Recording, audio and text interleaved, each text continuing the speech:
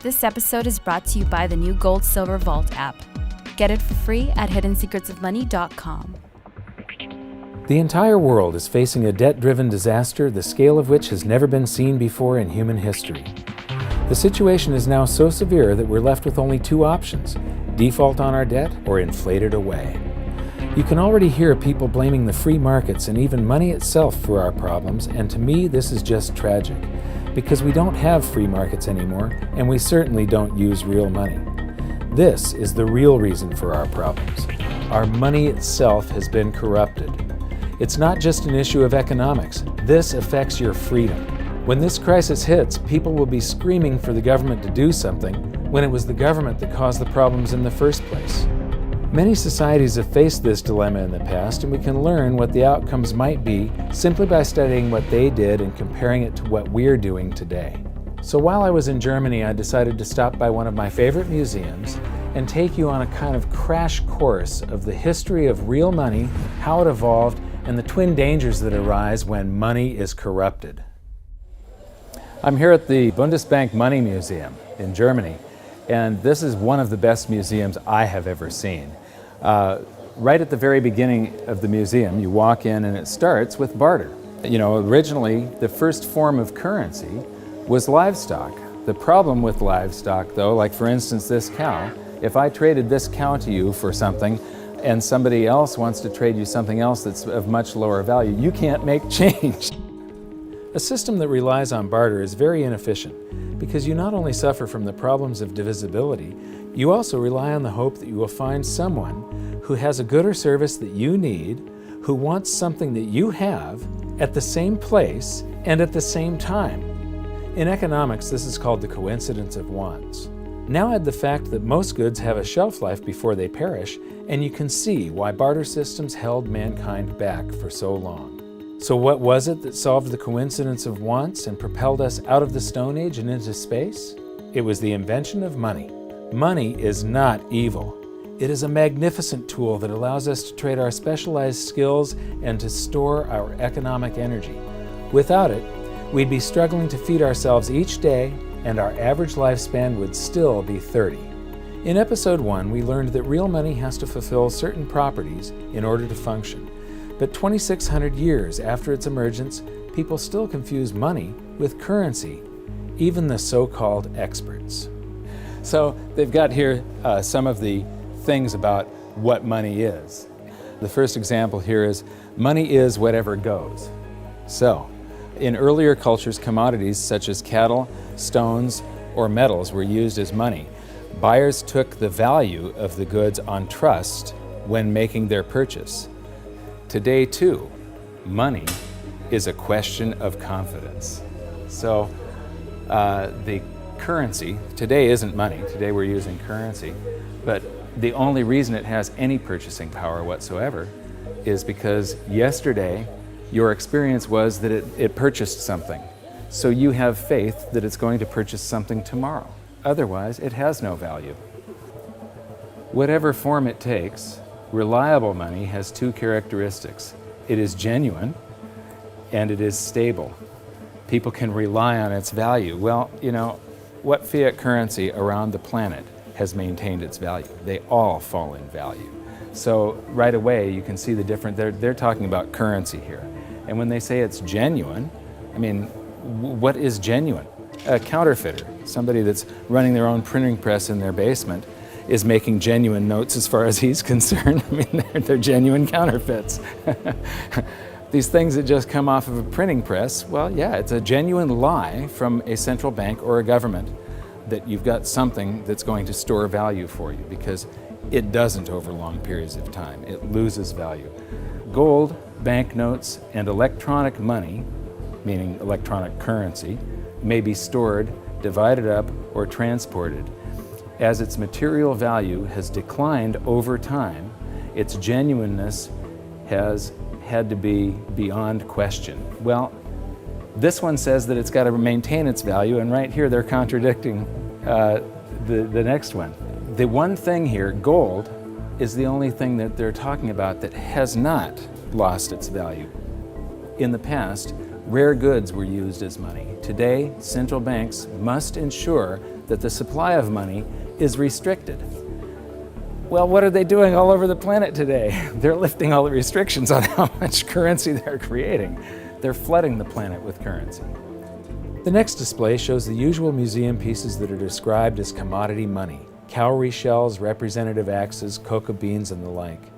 While these work better than barter, none of them were actually money because they all had a weakness: one or more properties of money that they couldn't fulfill. Therefore, they are commodity currencies, not money.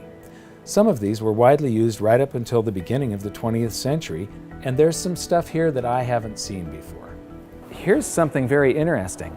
This brick of tea, its value is in the intrinsic, it's in the commodity that you're using, it's the tea. But this one has a certain fungibility to it. Each unit would have the same value, and you can make change. You can snap these things apart into units of 6. It's portable. It's not that heavy. This fulfills quite a few of the functions of money. I would not imagine that it's that durable. It probably doesn't wear that well. And now we come to the emergence of real money. Here we have little pieces of metal, just little pieces that have been broken off of bars or something that was cast, other little blobs of metal that were traded as a currency. You know, they had purchasing power, they had an intrinsic value, but they still weren't fungible, which means interchangeable. Every one of them had a different value. You can see that some of them have a higher silver content, some of them have a higher gold content. These are called electrum. It's a mixture of gold and silver, naturally occurring. What you notice is that this is from the 7th century BC, and then between the 7th and the 6th century, we're talking about somewhere between 680 and 630 BC, the emergence of true money. Here we've got 4 coins.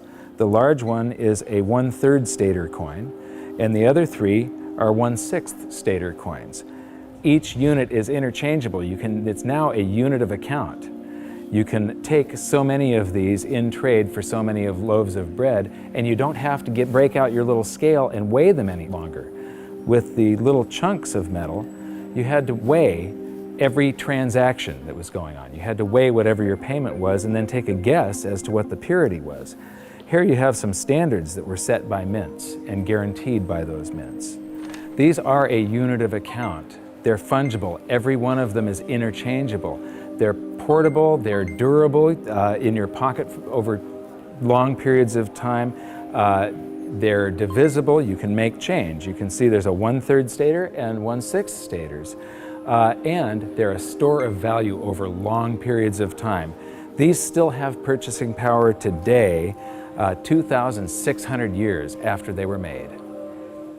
Another thing that I find really interesting is between maybe 680 BC and 300 BC, cultures all around the world, they all gravitated toward gold and silver coinage as money. The entire world sort of decided all together that gold and silver were money. Why? Because the free markets keep on selecting gold and silver as money because of the properties that it has. So, now we get to the room of real money. This is a vault door, and this is where they've got all the great examples of the real gold and silver coins. So come on in and join me. So here we get to the first, this is gold and silver, what they're using to make money, and here we have some very early representations of gold and silver coins. And I love these displays. They start with coins in Lydia, so these coins go back to the very first minting of true coinage. So here we have starting in the 6th century BC, and then it goes up to the 3rd century, and then from the 5th to the 11th century, and the 13th to the 15th century. And these displays just go on with the history of real money, gold and silver. Here is 17th and 18th century. Here we come to the 19th century, and now we're all the way up to the 20th century here. And here we come to our first example of government-issued fiat currency. This is from China. This is from 1375. And what's interesting is I have a chart that compares the value of the paper currency in China compared to silver. and there was a hyperinflation of this currency. It wasn't backed by anything. It wasn't backed by taxes. It wasn't backed by anything in the Treasury.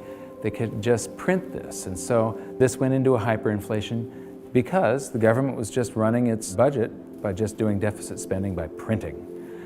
And then I'm going to skip to some of the colonial currency. This is the United States, and each one of these currencies is printed by a different state. We've got Maryland, South Carolina, North Carolina, Connecticut, New York. This one here is particularly interesting. It's printed in the 14th year of the reign of King George III. It's dated March 25th, 1776. So this is just a few months before the Declaration of Independence. It says, "'Tis death to counterfeit." But this was printed just before we started coming out with the continental dollar, which went into a hyperinflation because of pure deficit spending on the Revolutionary War. And so this is the wall where real money gets corrupted. This is where it all turns to paper, which sometimes is backed by something, but it can be a lie. They can print more than they have of the stuff to back it. As we learned in episode 2, one of the first things a country does at the outbreak of war is to suspend redemption rights so that their currency is no longer redeemable in gold. This is exactly what Germany did before World War I. After losing the war, they suffered through one of the worst hyperinflations on record when they were burdened with massive reparation payments to France and the Allies. These heavy penalties stifled the German economy and brought it to a standstill, leaving the country with the same two choices all indebted nations have faced throughout history: default on their debt or inflate it away. Defaulting was not a viable option, as they were completely impoverished, weakened, and surrounded by armed forces ready to take their land. Since their currency was no longer tied to gold, it was decided to light up the printing presses and inflate their way out, paying the debts with new currency created out of thin air. This had drastic consequences. Check out some of this Weimar currency. The display starts with 1 mark that actually purchased something, but soon the notes rise to the thousands, then the millions, then the billions, and finally the trillions. It's mind-blowing. You'll notice that I'm laughing a little bit as we move through the museum, but I'm not laughing at the people. I'm laughing at the stupidity of central banks and of governments and how we never seem to learn from history. Okay, this is an example of different currencies used during the hyperinflation, and they call some of it inflation money and emergency money. This is interesting. They figured the way out of hyperinflation was to print more. So in 1923, the value of money fell by 50% or more per day. So that means prices are doubling every day if it's falling by 50%. Nearly everyone spent their money as quickly as possible on bread, shares, and other safe assets. Well, I don't consider shares safe assets. Actually, the stock market did not keep up with the inflation. However, this rapid circulation only served to stoke inflation even further. That's the function of velocity of money. It's just when velocity picks up, it's just like expanding the quantity. It's got the same effect. At the end, even 144 printing companies working for the Reichsbank could not keep up with the demand for banknotes. Emergency money issued by cities, local authorities, as well as banks and other enterprises started being circulated. So everybody was issuing currency to add to the currency that the government was printing like crazy. Although banknotes with face values of trillions of marks were issued, the vast demand for money, that's not correct, the vast demand for currency led to a paper shortage. Printers used anything that could be found, including wool, wood, and silk. So here's some example of wood, wool, and silk currencies over here.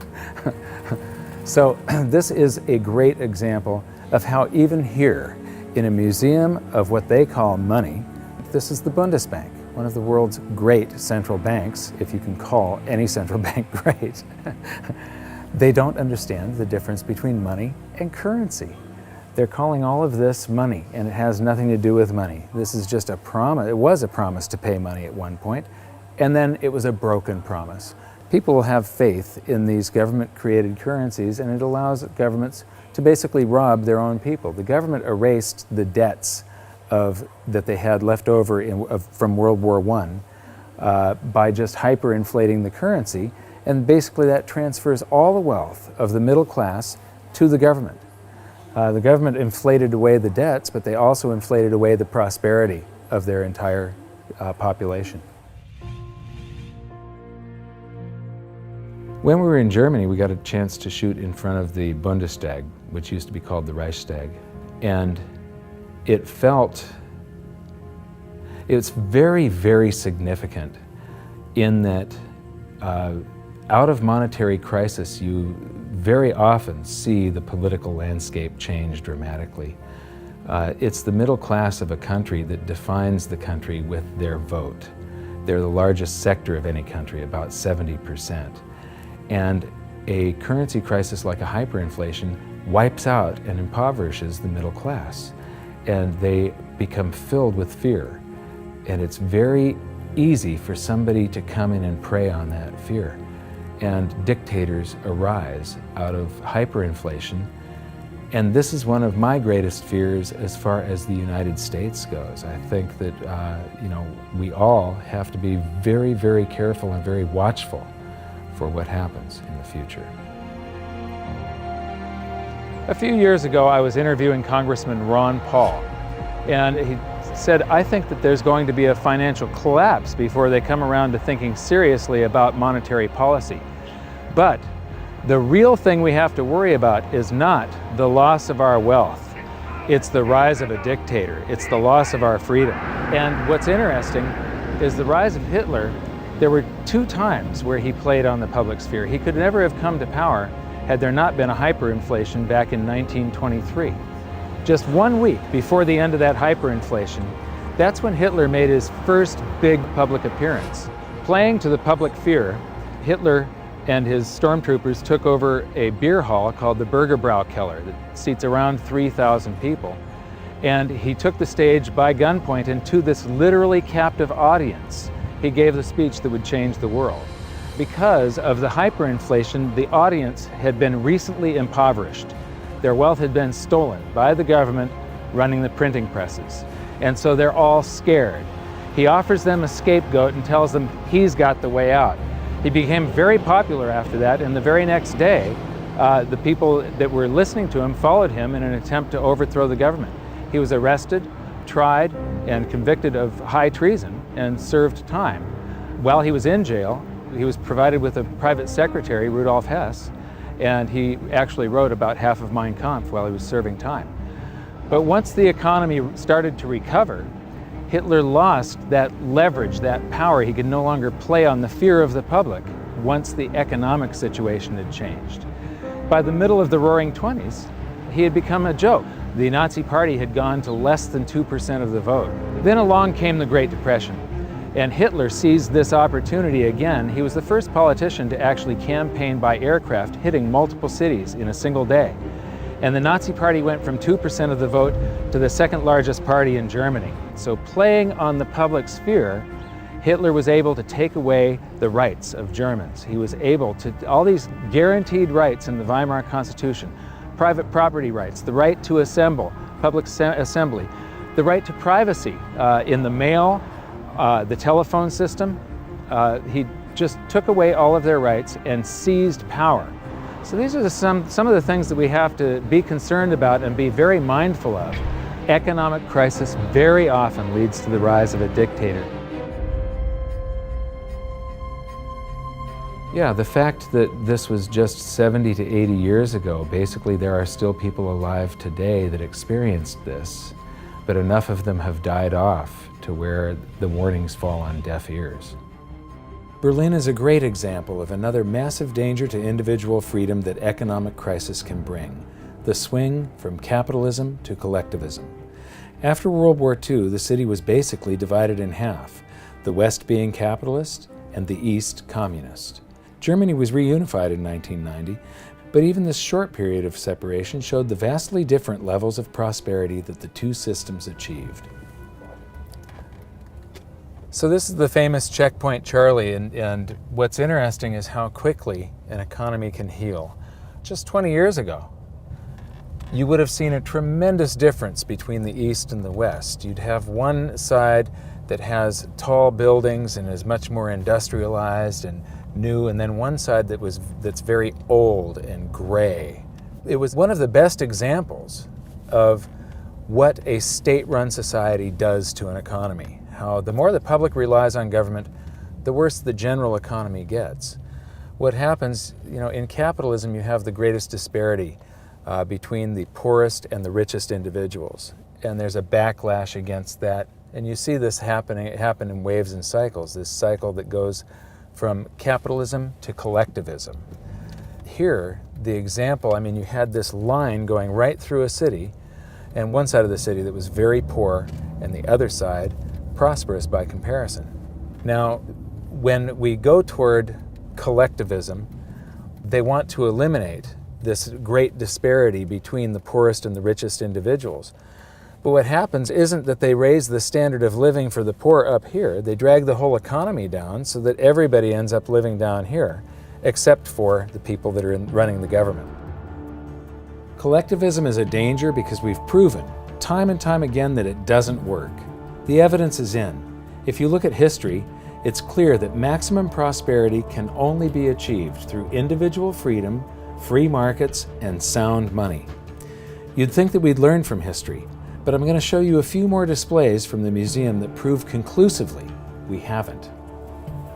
And this is where we are today. This is a sheet of 50-euro notes, and these come out of the printing press, bam, bam, bam, bam, bam, just like those notes did. And the entire world today is sort of, every central bank across the planet is creating currency like crazy right now. I think we're going into a deflation, so they're trying to stave off deflation right now by printing their way out of it. So here we've got some examples of the technology that governments around the world are putting into their counterfeit currency so that the public can't counterfeit the currency that the governments are now counterfeiting. So you've got all these holograms and watermarks and different threads and different types of paper. And then here's this big old printing plate where they pop these things out a mile a minute. And right now they are hyperinflating the base money around the world, the paper money. We're going into a deflation though of the credit money, the voodoo hocus pocus currency that the banks just type into the computer. That's starting to collapse, where this stuff is expanding. So we learned in episode 4 that modern currency creation is a complete scam, but a whole lot of people had trouble believing that it could be true. The European Central Bank has this awesome display that shows you exactly how it's done, and it's basically the same as our episode 4. So here's a quick recap thanks to the ECB. Basically, the central bank and the Treasury swap IOUs. The central bank writes a check and the Treasury issues a Treasury bond, which is an IOU, and that creates currency, and then it gets, somebody is paid, it gets deposited into a bank account, and 1,000 marks, they withhold 10%. So right here, they're already telling you that his bank account is a lie.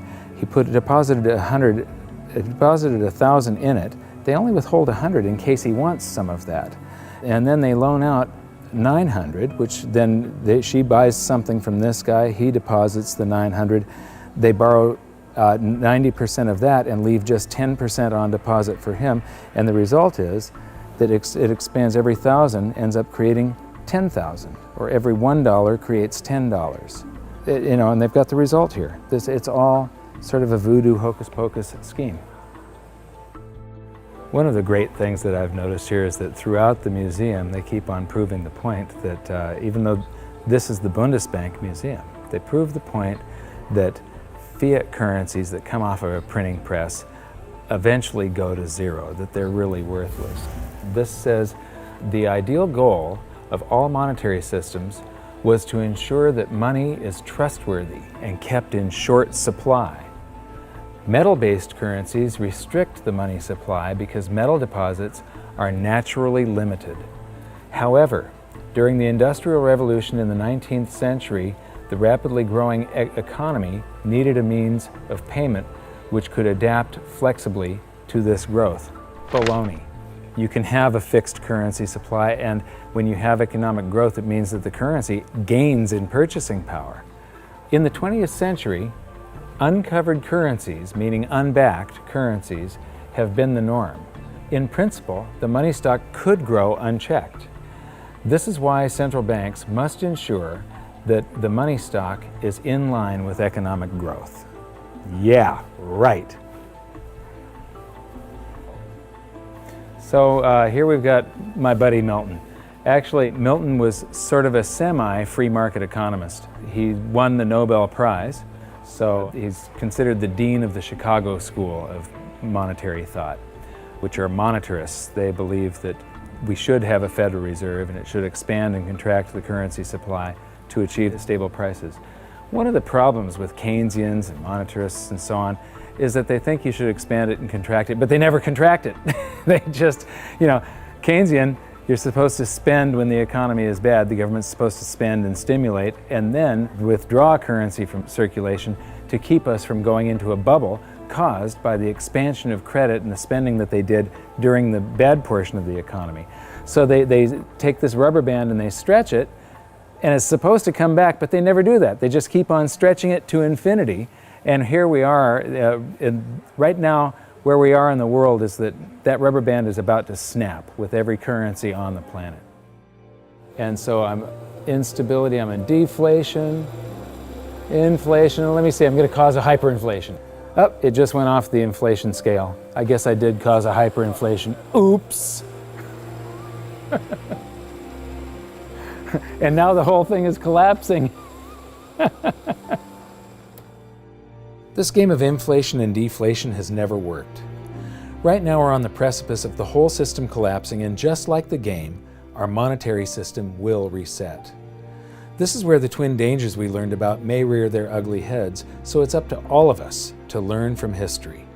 I mentioned earlier that it was the invention of money that allowed humans to prosper and rise out of the Stone Age. But money is only part of the equation. What use is money if you don't have freedom? So what's going to happen? Will we default or inflate our way out of the mess we're in? Since 2005, I've been stating publicly, and I also wrote in my book, that I believe we're headed toward a series of events involving a short-term deflation followed by a big inflation or hyperinflation. If you really want to learn how this inflation might affect you and your family, join me at hiddensecretsofmoney.com for this episode's exclusive presentation. It's a special video that shows where I believe we are on this economic roller coaster of a ride and how I think it'll play out. So for now, what can you do? 1. Share this video on social media and subscribe to our YouTube channel. 2. Educate yourself by watching the rest of this series. And 3. Take action to protect yourself and your family. Learn what you can do at hiddensecretsofmoney.com. I'll see you there.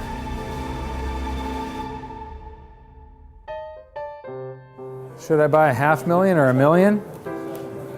Let me see how much. This is not going to travel well in the suitcase, but it would be good to have €1 million, wouldn't it? Tough decision.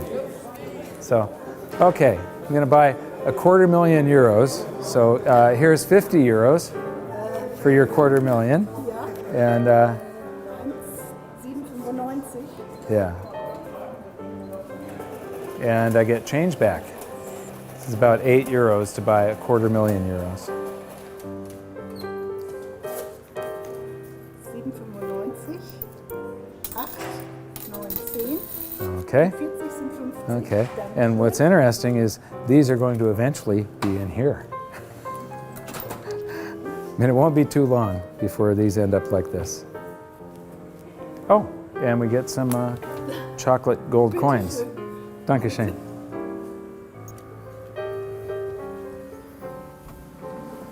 So that's our tour of one of the best monetary museums I've seen so far. But what amazes me is that they still just don't get it. This episode was brought to you by the new Gold Silver Vault app. Get the latest silver and gold prices, news, videos, and track your holdings using the virtual vault feature all in the palm of your hand. Get it for free at hiddensecretsofmoney.com.